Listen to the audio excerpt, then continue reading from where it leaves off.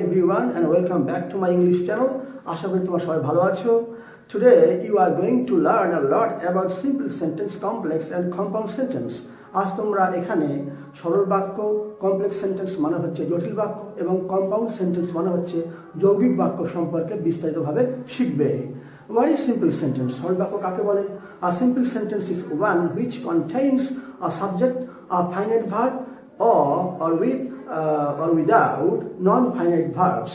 অর্থাৎ যে সেন্টেন্সে একটিমাত্র সাবজেক্ট, একটিমাত্র ফাইনাইট ভার্ব অর্থাৎ সমাপিকা ক্রিয়া এবং কখনো কখনো নন ফাইনাইট ভার্বস অর্থাৎ অসমাপিকা ক্রিয়া থাকে, তখন তাকে বলা হয় simple sentence. Now look at the blackboard, see the examples.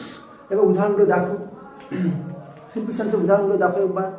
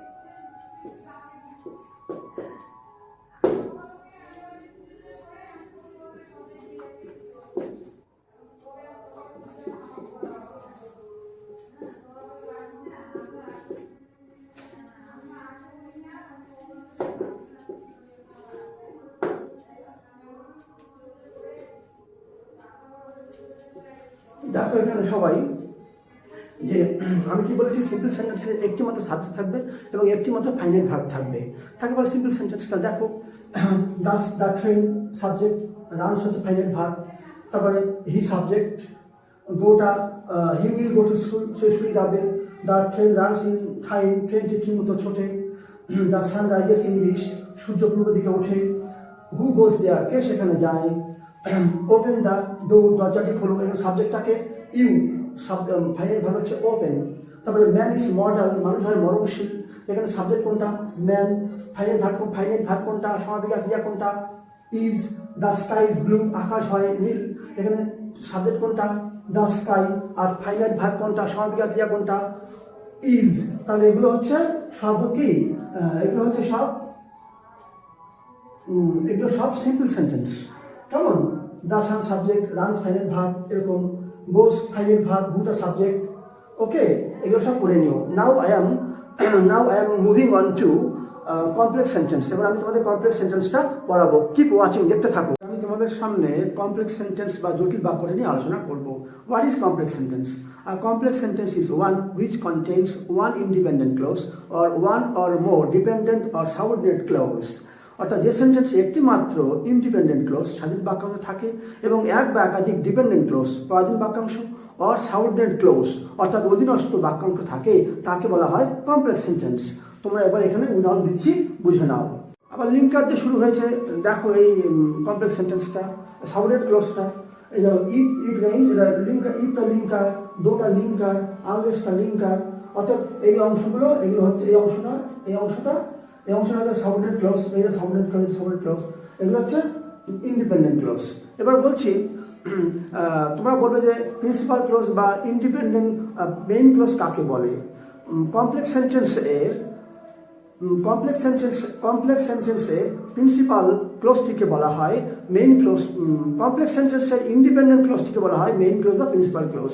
অর্থাৎ এখানে দেখো, Rabindranath is a great poet, এটা হচ্ছে ইন্ডিপেন্ডেন্ট ক্লজ. অর্থাৎ এই ইন্ডিপেন্ডেন্ট ক্লজটিকে বলা হচ্ছে মেইন ক্লজ বা প্রিন্সিপাল ক্লজ. এবার আমি তোমাদের আলোচনা করব compound sentence. What is principal clause আর মেইন ক্লজ? অর্থাৎ প্রিন্সিপাল ক্লজ বা মেইন ক্লজ কাকে বলে দেখে নাও.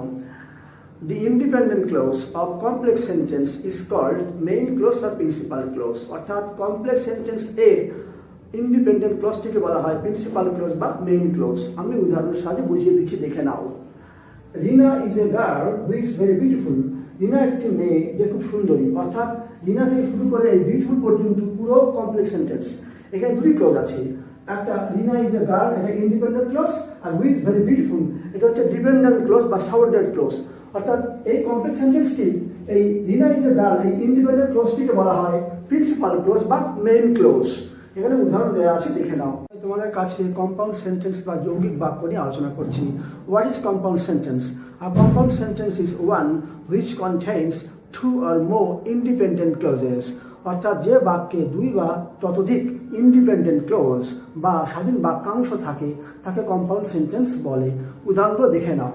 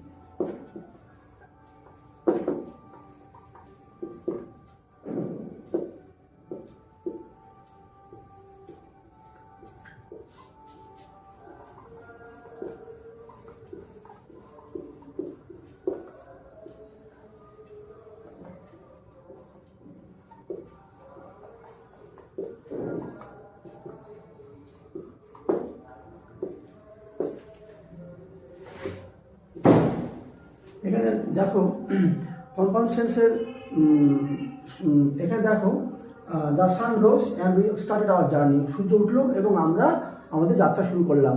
এখানে দ্য সান রোজ আর উই স্টার্টেড আওয়ার জার্নি এই দুটো কিন্তু ইন্ডিপেন্ডেন্ট ক্লোজ। আবার হি ইজ পোর সে গরিব, হি ইজ অনেস্ট সে সৎ, এই দুটো ইন্ডিপেন্ডেন্ট ক্লোজ। আর এই ইন্ডিপেন্ডেন্ট ক্লোজগুলিকে কে যুক্ত করেছে? And, but. আবার দেখো গড মেড দ্য কান্ট্রি, ঈশ্বর কি বানিয়েছিলেন? দেশ। ম্যান মেড দ্য টাউন, মানুষ কি বানিয়েছিলেন? শহর। এই দুটো কিন্তু ইন্ডিপেন্ডেন্ট ক্লোজ। এই দুটো ইন্ডিপেন্ডেন্ট ক্লোজকে কে যুক্ত করেছে? অ্যান্ড। তাই অ্যান্ড, বাট, অ্যান্ড এগুলো হচ্ছে কানেকটিভ। দেখো অ্যান্ড, বাট, অ্যান্ড,